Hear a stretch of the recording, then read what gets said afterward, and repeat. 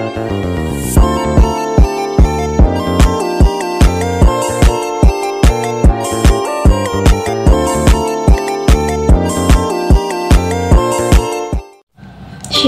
Assalamualaikum.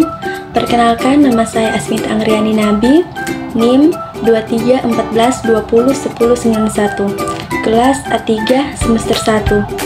Tujuan saya membuat video ini adalah untuk memenuhi tugas UAS mata kuliah Bahasa Indonesia dengan dosen pengampu Jumliati Lambayang SPD MPD dengan materi yang bertopik penyakit asma. Untuk itu, langsung saja ke video berikut ini. Penyakit asma. Penyakit asma merupakan kelainan yang sangat sering ditemukan dan diperkirakan 4-5% populasi penduduk di Amerika Serikat terjangkit oleh penyakit ini. Asma terjadi pada segala usia, tetapi terutama dijumpai pada usia dini. Sekitar separuh kasus timbul sebelum usia 10 tahun dan sepertiga kasus lainnya terjadi sebelum usia 40 tahun. Beberapa anak menderita asma sampai mereka usia dewasa, namun dapat disembuhkan. Kebanyakan anak-anak pernah menderita asma. Para dokter tidak yakin akan hal ini, meskipun hal itu adalah teori. Lebih dari 6% anak-anak didiagnosa menderita asma. 75% meningkat pada akhir-akhir ini. Meningkat tajam sampai 40% di antara populasi anak di kota. Karena banyaknya kasus asma yang menyerang anak terutama di negeri kita Indonesia, maka kami mencoba membahas mengenai asma yang terjadi pada anak ini, sehingga orang tua dapat mengetahui bagaimana pencegahan dan penatalaksanaan bagi anak yang terserang asma.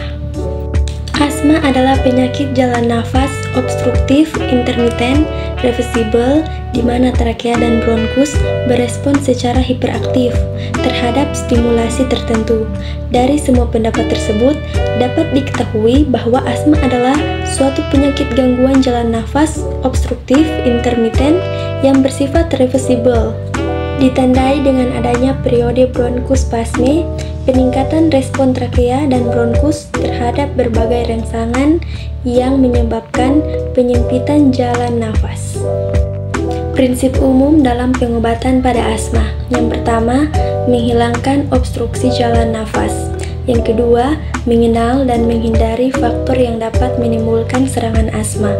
Yang ketiga, memberikan penerangan kepada penderita atau keluarga dalam cara pengobatan maupun penjelasan penyakit.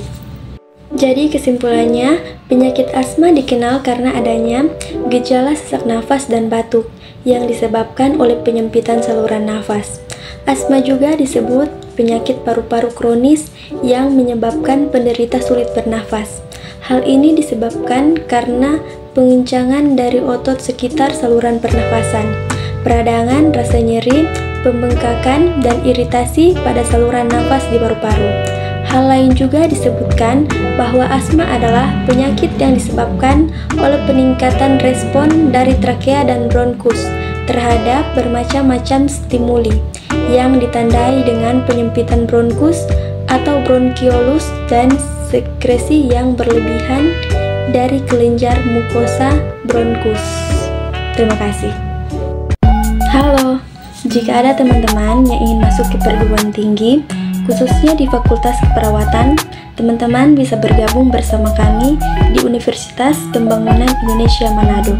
Di kampus kami juga tersedia fakultas-fakultas lain. Jadi, ayo bergabung bersama dengan kami. Terima kasih.